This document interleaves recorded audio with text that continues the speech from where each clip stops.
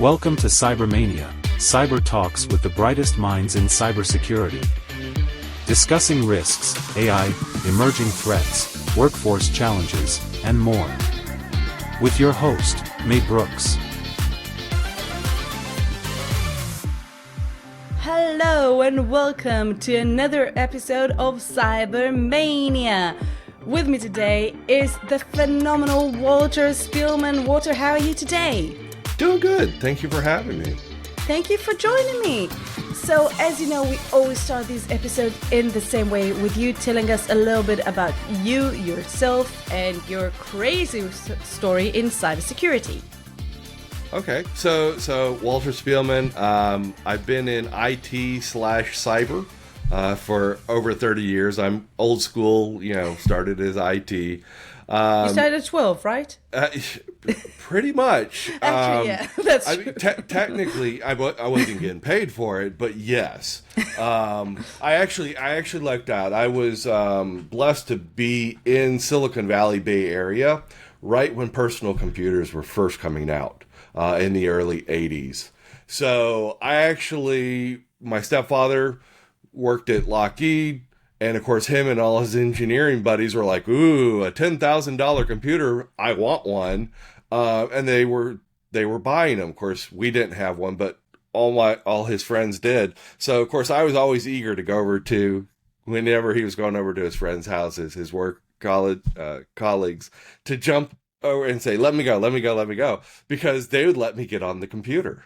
And start working. And then not too long after that was when they actually started putting some of the computers in schools.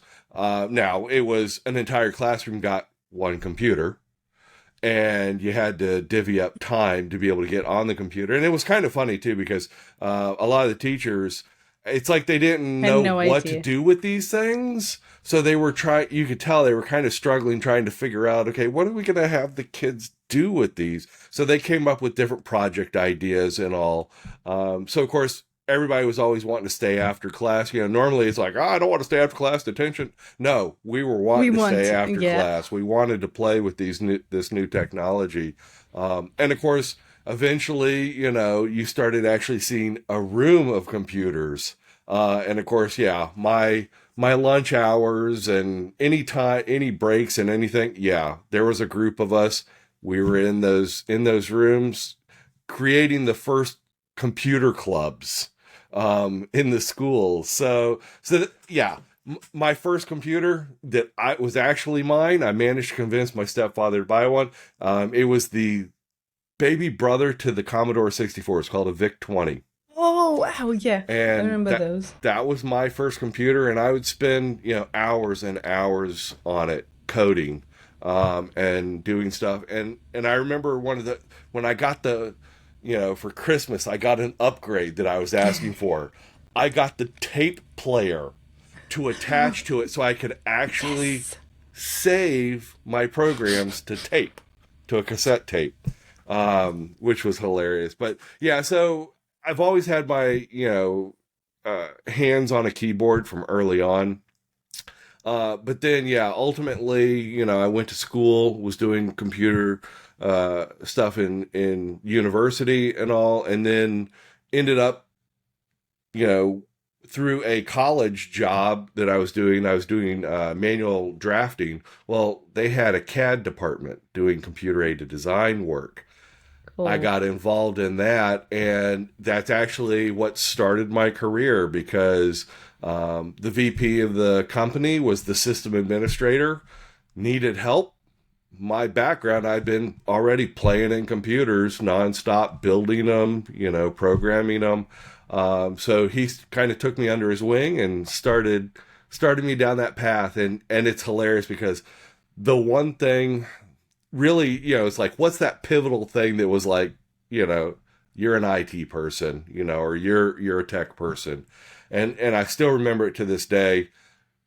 They were putting in a new time clock, and it needed a serial cable to run from the time clock to the computer is going to be connected to, because this is back before we had, networks. Yep. It was a direct connect serial cable. So they had the cable installed, and they needed this serial cable, and they're like, hey, we need this, is this something you could do? I'm like, sure. So I'm sitting there one day, and again, young college guy, I'm sitting there one day, I'm laying on the floor with a soldering gun on one end of this cable, wiring this, I'm literally laying on my stomach down, doing this soldering to put the tip on. And he walks up to me, looks down at me, and he kind of laughs. He goes, it's like looking at a pig in the mud. It was home.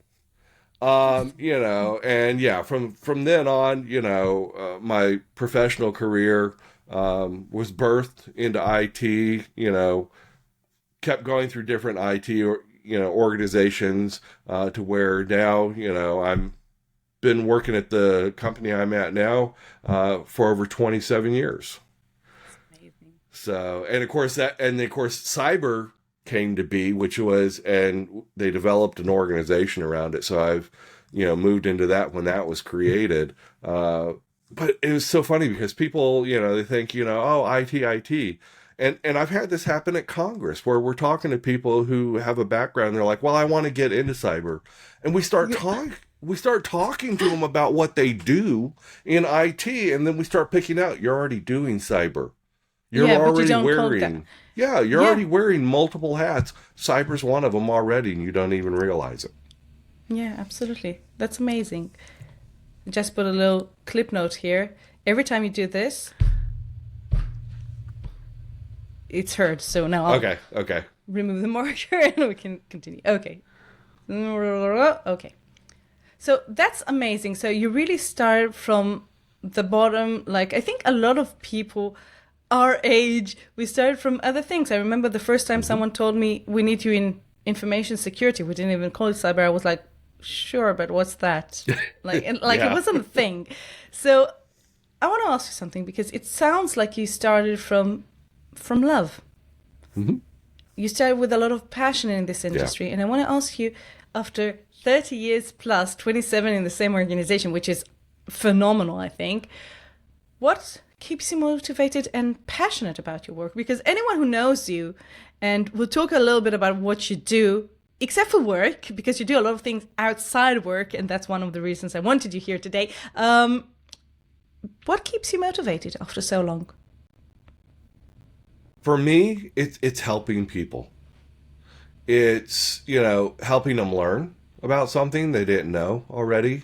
It's for people who are like going for a certification, giving them tips and tricks, something to help them prepare. It's, building connections. I love being able to help connect people with other people. It's just the other piece of it really, it's for me, it's giving back. It's a way, because I've had people throughout my career that helped me in multiple ways, whether it was connecting with people, helping me on certifications, helping me learn something new. So, being able to do that for others is a way to give back for the way people helped me. That's beautiful. So we have to touch upon that. So how about you tell everyone what it is you do, except for work? We said we won't talk about work. We'll talk about other things. So we're not talking about work. What is it you do? Why do we know each other? So we know each other through ISC2. Originally, as a part of the chapter advisory committee with ISC2, is how we initially got to know each other. I'm the president of the local Central Florida Chapter for ISC2. But I also, in addition to doing that, volunteer heavily with the ISC2 organization as a whole in various committees and groups to give back there in addition to doing the local chapter.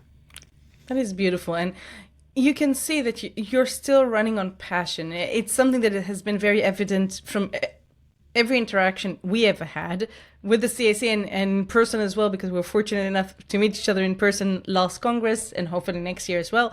And you're talking a lot about giving back to community and sort of being a cybersecurity evangelist. And can you explain a little bit what do you mean day to day when you're talking about giving back to community? What does that mean? How do you approach it? So from an evangelist standpoint, yeah, I really look at being an evangelist it's about being an educator. And it really depends on, who you're interacting with. First and foremost, it's awareness. If they don't have awareness, of, bad actors in the cyber world, they need to know about it. Because it's a lot of the times it's kind of hidden from people. It's not like, when you're looking at, the burglary down at the, local convenience store, it happens in a digital realm that you don't see as easily. So for a lot of people, it's really about just raising awareness with them of what's out there. But then the next step right behind it is education. It's about, leaving them with more knowledge, than when I first met them. And it also comes down to, a phrase I use is meeting them where they are. Talking to the audience in a language they can relate to. Yeah. Some people have some exposure, some people don't. So, you've got to be able to talk to them, based on where they are. If somebody says, I don't know anything about cyber. Okay, well, and giving them some examples and helping them start to think of, you kind of see the gears turning in their head as you start explaining some things to them, and they're like, ooh, I never thought about it. Heck, I still, to this day, you'll hear about some of these methods that a bad actor will use, and you're like, I would have never thought of that. I mean, because it's a different sort of thinking. I think that it is. People, and one of the things that I'm very fortunate to have done, I was actually trained as a penetration tester. So that was my first role in cybersecurity. And to this day, I think that I carry that bad actor frame of mind. So I will look at something and like, how can I break it? How can I manipulate it to do what I want it to do? And that was actually very helpful in my role as from the defensive side, because I can think of how a bad actor would try to manipulate the system. Not always. That's why we have a lot of penetration testers, because they all bring their own flavor. But I think that it is a different way of thinking about it. And I think that to your point, that people are not necessarily aware, well, people are aware that if they go to the convenience store, it might get robbed and they might just be in the wrong place at the wrong time. But I still hear, and I've done a lot of security awareness training all over the world, and I still hear from a lot of people, and even companies, even directors tell me, we're not interesting, no one will try and hack us. Well, if you're an easy mark, yes, they will. Yes, they will. They don't care. And that's what I always tell people, and they don't like it when I say it, but it's not personal. It's business. Not ethical business, but it's still business. And for the hackers, they don't care who you are. If they can make money out of you, they'll try and hack you. It's very simple. Yeah. So I love the fact that you're so involved with that. And I want to ask you, was there a specific incident or case that you can share that was really impactful around this whole advocacy and awareness speaking, whatever you call it? I mean, there's been a lot of them. Like I said, it really comes down to, heck, I mean, I just had one this weekend, where I was talking to somebody and, we're talking about what we do. And I'm like, oh, I'm in cyber. Oh, I don't know anything about that. I don't know, how that would affect me. And I proceeded to, start to describe an example, and you could see it in his face. You saw it when the light bulb went off. Oh, like, yeah. Oh. And you also, sometimes, depending on how much they connect the dots, you start to see kind of the dread come into their face too. Like, now what do I do? So it's like very quickly evaluating but here's techniques you can do to mitigate that. Here's how you can protect yourself, that it's not all doom and gloom. We're here to say, yes, there is doom and gloom, but we're also here to help address it. I love that. I love that. Well, moving back to talking about the professional community, because you can see that you're very passionate about this community, about giving back, about staying motivated and everything. And you've seen this industry from very early days till today, basically from the Commodore days, no network, no nothing, to, I call it the AI boom, because it is a boom. I wasn't expecting it. I knew what AI was. We've been talking about AI for 20 years, but I never expected that in not one day, but I would say less than 1 year, it will become sort of a household name, and almost everyone, not everyone is using it, but almost. Yep. So with this field that is constantly evolving, new threats, new ideas, new trends, how do you see this evolution shaping the future of cybersecurity? How can professionals prepare themselves to these rapid evolvements? Yeah. AI is the perfect example right now. It is that disruption that comes along every so often and really churns the water.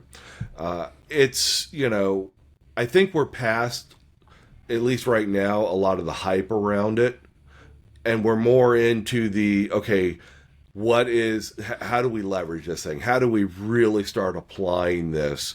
And to your point, the challenges are, it is evolving quickly. So keeping up with it can be tough because companies tend to, a lot of them tend to move more slowly with the adoption of it because they're waiting for it to kind of flush out a little bit, because we are seeing, we're seeing more and more stories about the vulnerabilities that are popping up in it. The DeepSeek that just came out that everybody's kind of talking about right now, looking for, is there anything nefarious going on with these? So it's a constant looking at it. I think, specifically, the challenges are keeping up. How to keep up is really, it's just getting involved with it on your own early, exploring it. Like I said, a lot of companies don't want to touch it right now. But can you not touch it? I actually had that conversation with a CISO in a company I know, in a tech company, which was surprising, that their official policy is we do not allow the use of AI for any reason. And I found it A little bit wacky. B, it's not gonna work. We know that it's not gonna work. It didn't work 20 years ago when we were trying to block the internet. Yeah. It didn't work then, it's not gonna work now. And also, it's a matter of not only you're not helping the business, you're disabling the business, you're disrupting the business, you're not letting it grow, you're not letting it use tools that can be a competitive advantage. And if we don't use them, our competitor sure as hell will. Yep.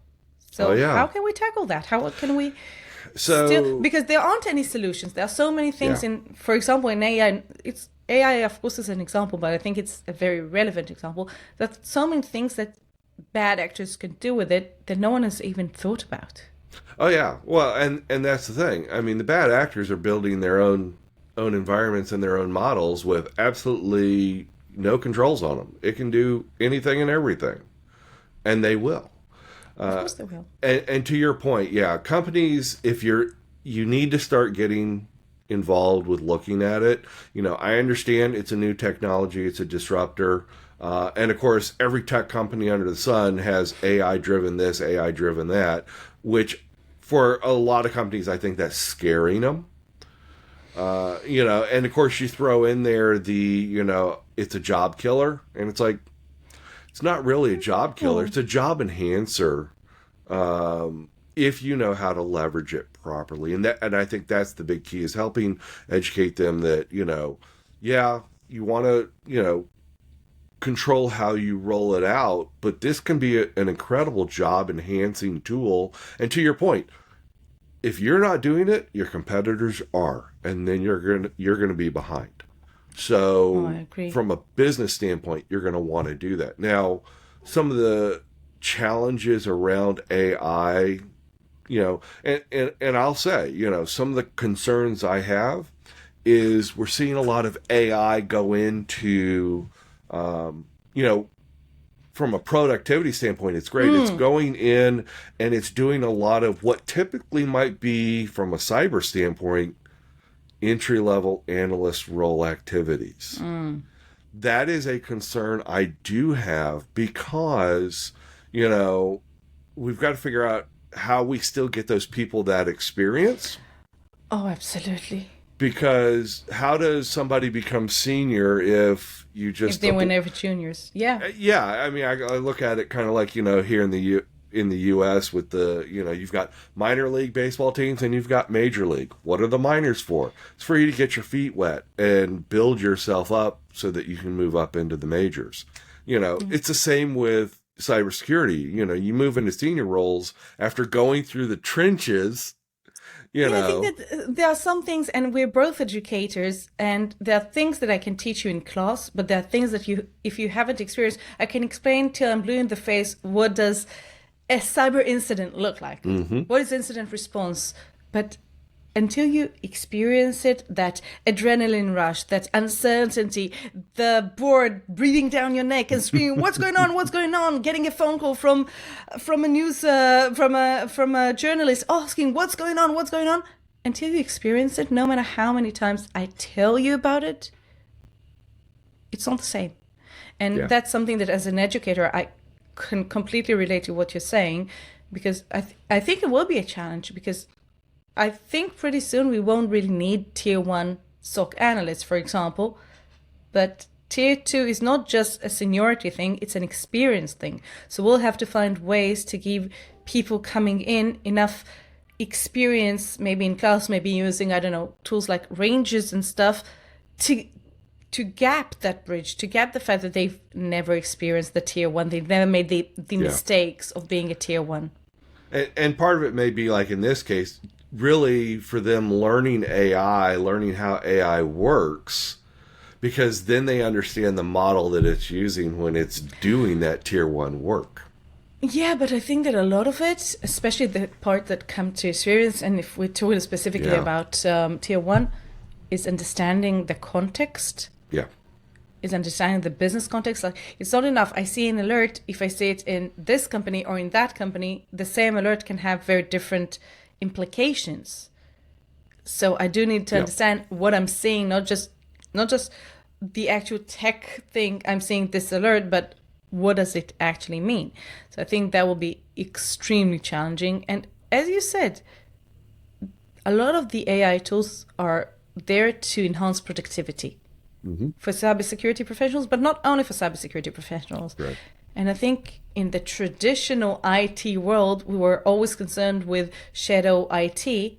But if I wanted to install something on my device and I didn't have the right permissions, I couldn't do that. So it was easier to detect. But with AI, that is all cloud-based, and a lot of people are using their personal email, so it doesn't even go through the company. I will use my own Gmail for it. People use it for a good reason. They don't think they're doing anything wrong. A lot of people don't even interpret it as something wrong. They saw this tool, they think it can help them, and they just use it. And I've seen that with companion AIs.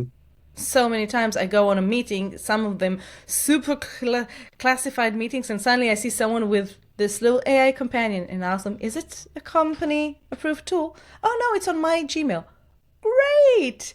So the entire summary is now going somewhere in the cloud with no control for me. Oh, thank you. I really appreciate that idea. Take it out. But again, those are tools that are there to help us. Yeah. And saying, let's block it, will probably backfire. Yeah. In the long run, yeah. It's only going to hurt. Yeah. So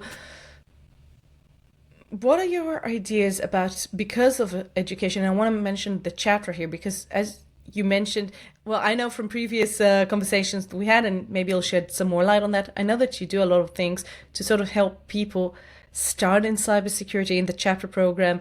And you, as you mentioned in Congress, you talk to IT people who want to transition, and you sort of do that mentoring that, well, Shando, it's sort of a shift in perspectives because a lot of people don't understand that they're already there. What sort of initiatives do you have right now in the chapter, or not only in the chapter, to help people starting out and getting involved in the community and help them utilize these tools to actually progress?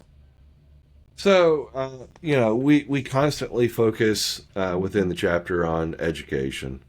That is one of the main things that we do. I mean, we do multiple meetings, we do workshops on a variety of topics, because that's the other big challenge with the cyberspace is people, most people who don't know anything about cyber, you start talking about cyber and they instantly go to the picture of the hacker in the hoodie. It's this person on the keyboard.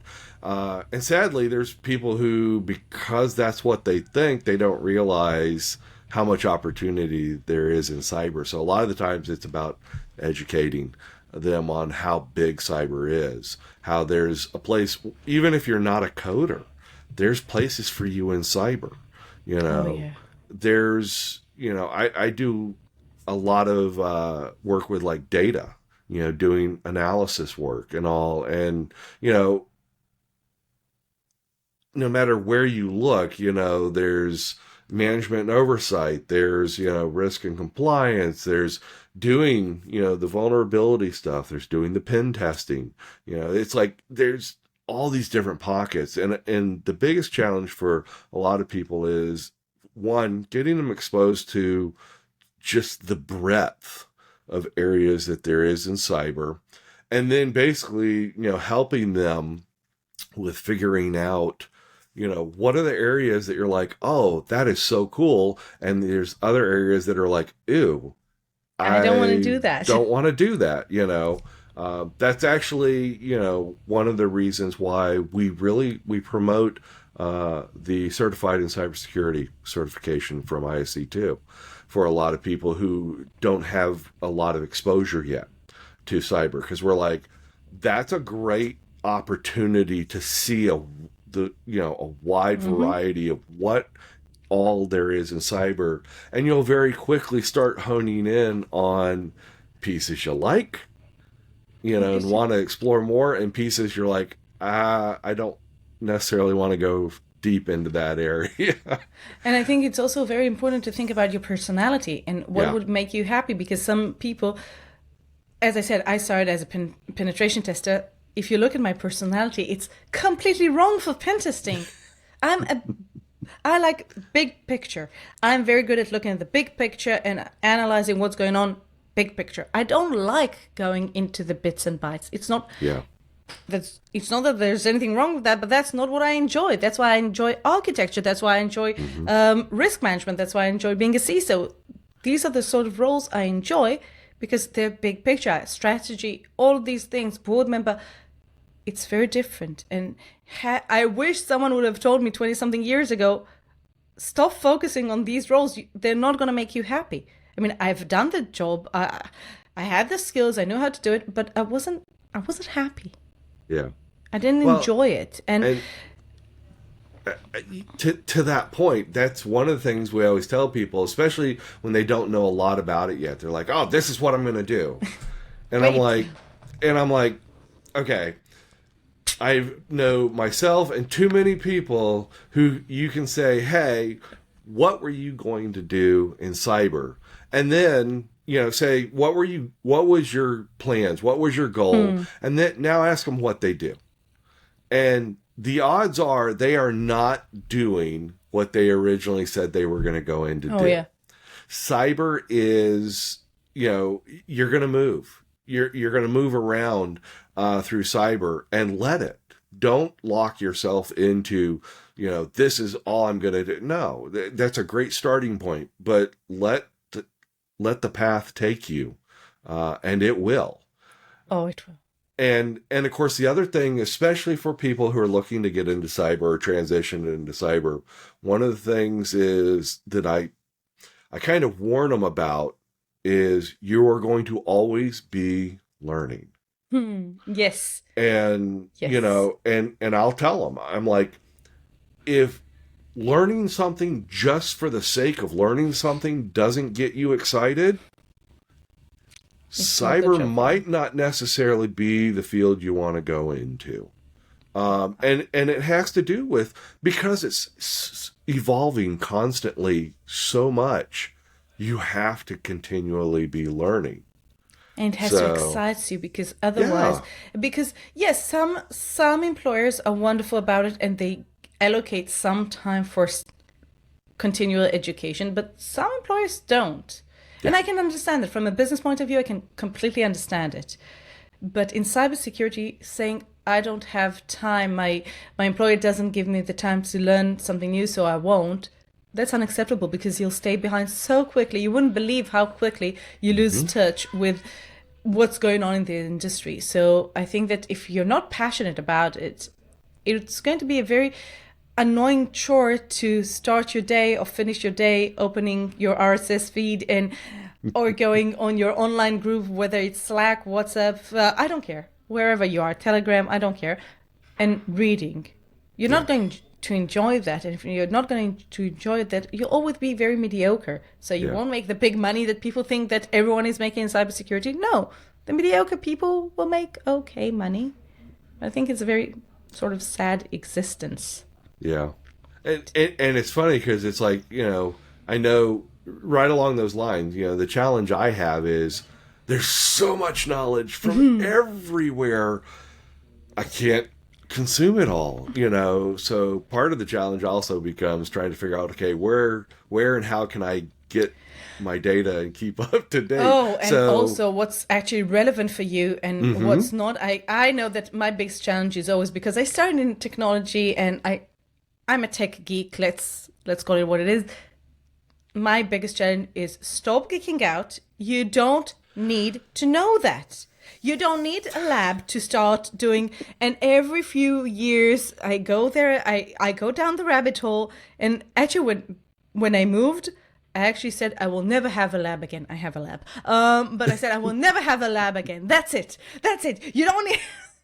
But honestly, I know whenever I start geeking out and start building labs and whatever, I always try and think to myself, how is it relevant to my current role? If I'm using something, fine, because I used to just geek out because I saw some new piece of technology that I was excited about, so I could spend a couple of weeks or month or years learning that and playing around with that. And some point I said, you'll never know everything you want to know about cybersecurity. That's impossible. Even if I live 300 more years and nothing will change in the technology, and all I'll do in 300 years remaining is learn, I will still have gaps of knowledge. It took me a long time to understand that. I have that same problem just within a particular technology. It's there's times it's like I'm working on something and then all of a sudden I read something in documentation. It's like, ooh, you can do that as well. And it's like I'll catch myself starting to go down that rabbit hole. And I'm like, I don't have time for this. I want to go down this rabbit hole, but it's going to take me away from my focus right now, what I need to be working on, and I have to pull myself back. And that's something I always tell people. I'm like, from a business perspective, know how to recognize the rabbit hole and don't go down it unless it's what you're supposed to be doing.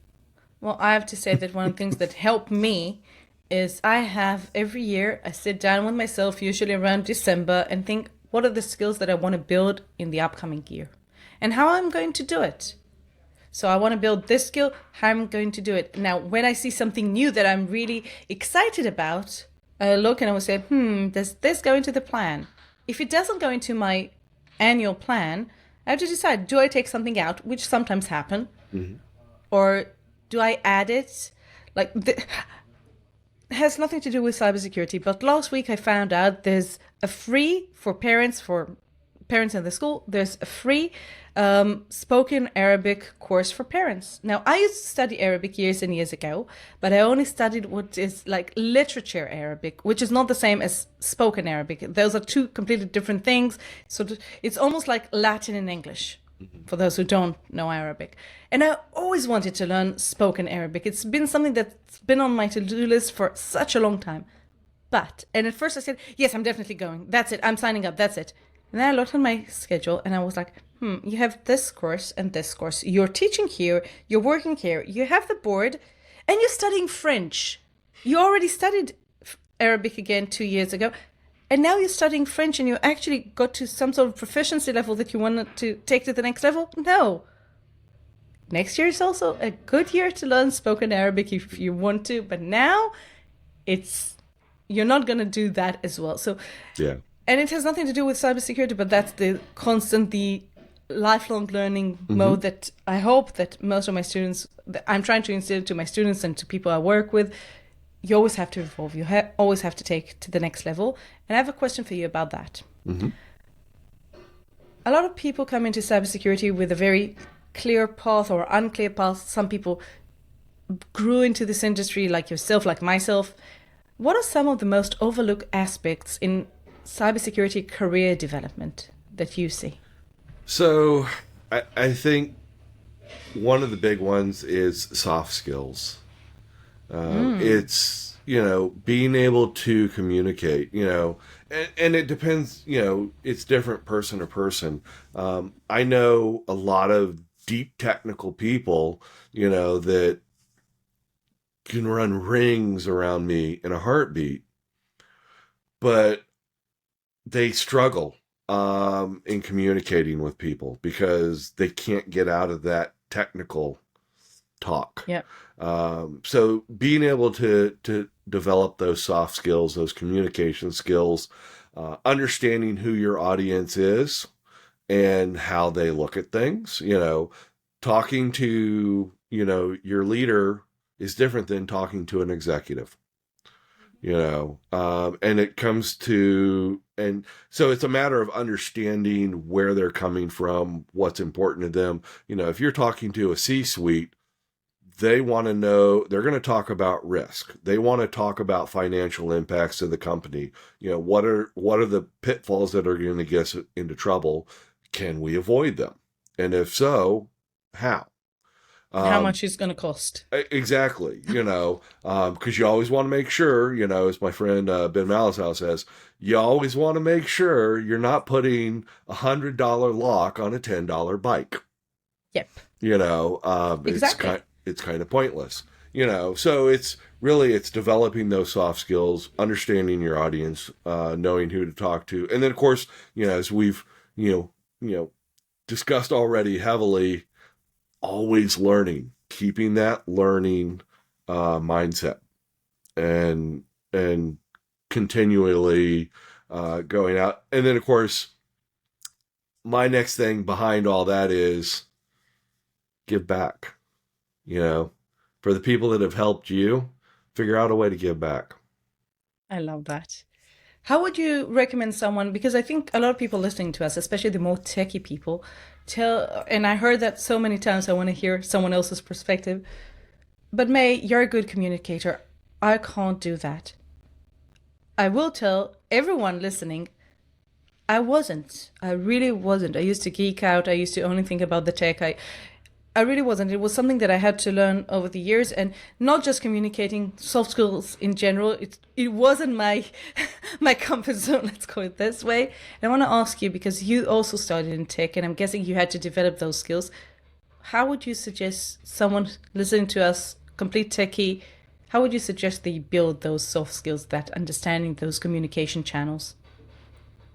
So a lot of that comes down to understanding people and really understanding,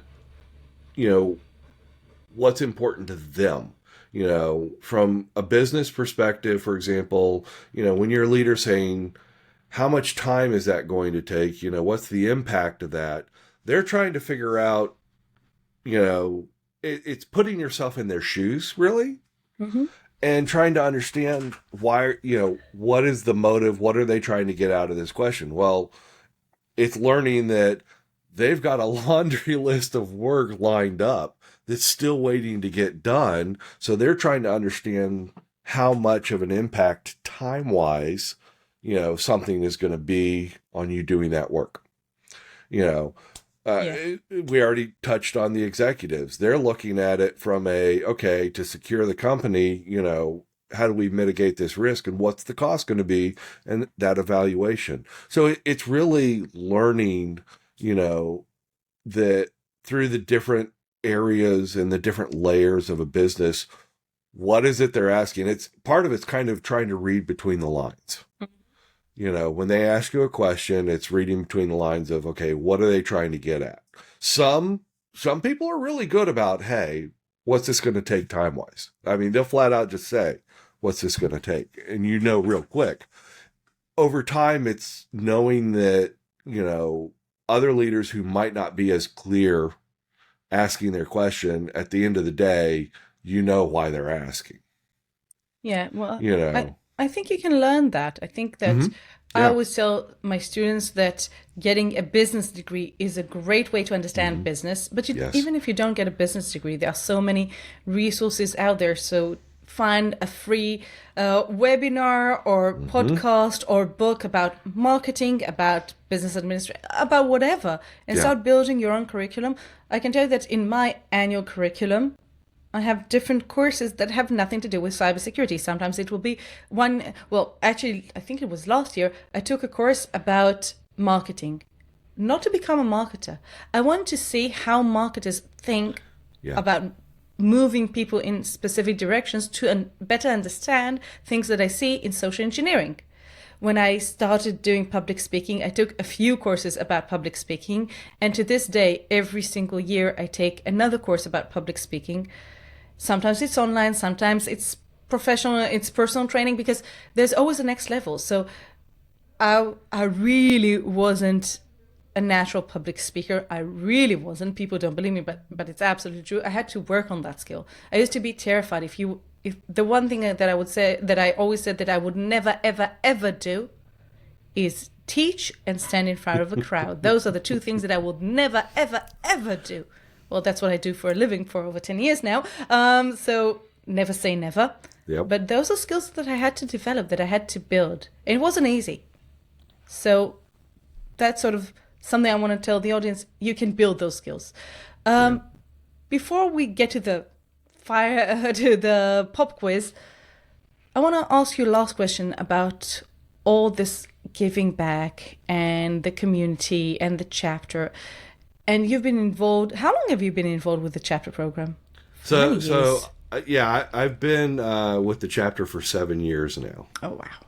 That's a long time. Technically, so I was technically a member for a year before I joined the board, and I've been on the board for 7 years.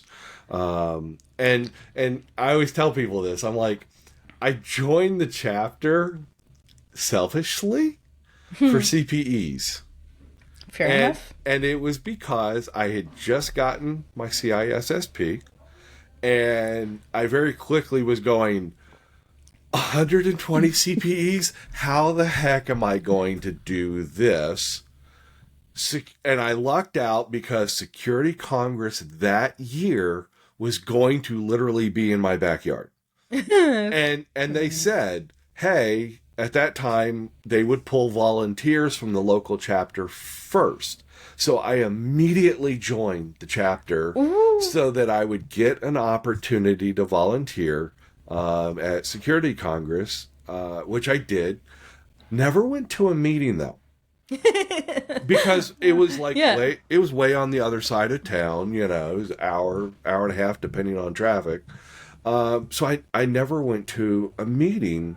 But then the president at the time started moving, having the meeting in some other locations. And there was actually one meeting literally right down the road from me, a couple stops, on the interstate. And I went to it, and I was like, after just being in that one in-person meeting, I was like, oh my gosh, I have been missing out. I was like, I've got to get involved. No matter what, I'm like, I'm going to the meetings from now on, even on the other side of town, period. But then I also, I was like, I want to figure out how to get involved too. And immediately, actually, after that meeting, had the conversation with James McQuiggan, who was the president. Who was here on the podcast as well. And immediately was like, hey, how can I get involved? What can I do? And that's when, but over the next month, he's like, well, we've got a membership director position that you need somebody to do. And then that's when I ended up joining.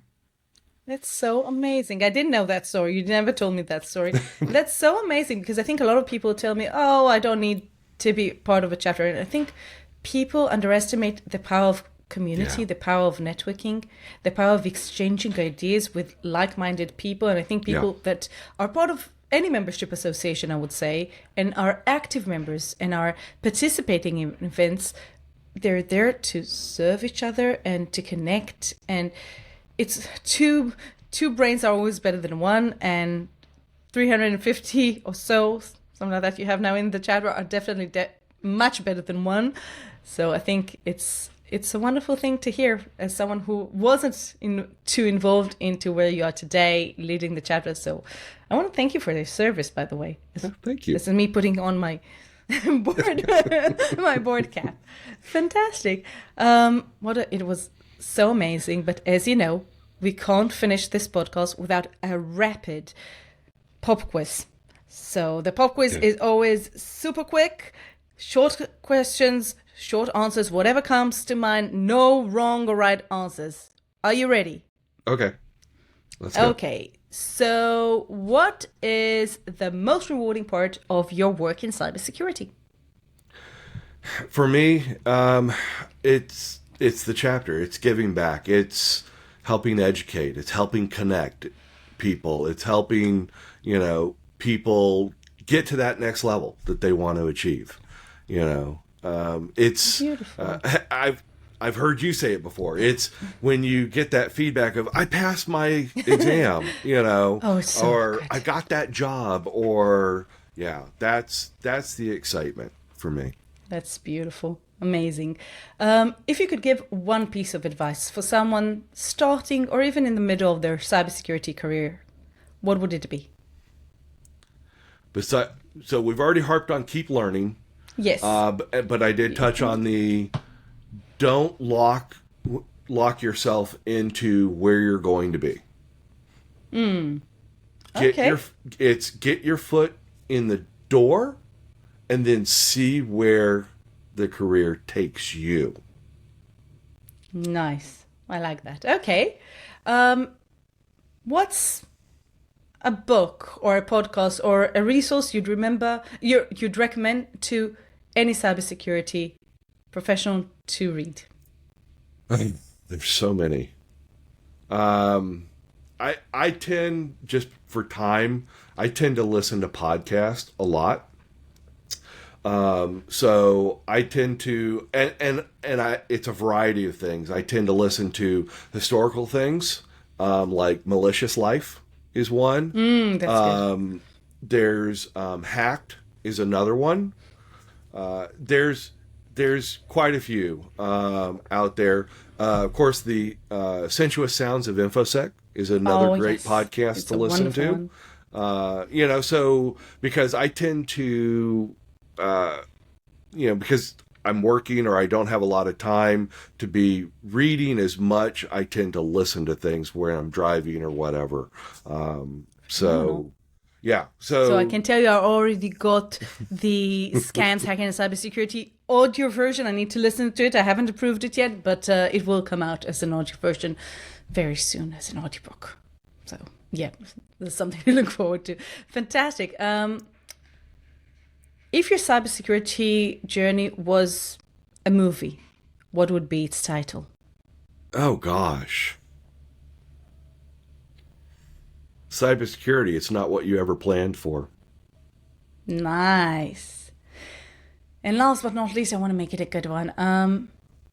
What's the best piece of advice you got during your career? During my career, it was learning, keep learning. Can you say who told you that? Who shared that with you? I've had multiple people tell me, but the vice president that I was talking about who called me a pig in the mud, he was one of the first to tell me that. Phenomenal. That is amazing, Walter. As I knew, it was such an inspirational chapter because we talked mostly about giving back, about learning, about building your career, about expecting the unexpected maybe, because I think that's the cybersecurity in a nutshell. I want to thank you again for joining me today. Congratulations on becoming chapter president for the Central Florida Chapter. And I hope to see you all here next time on CyberMAYnia.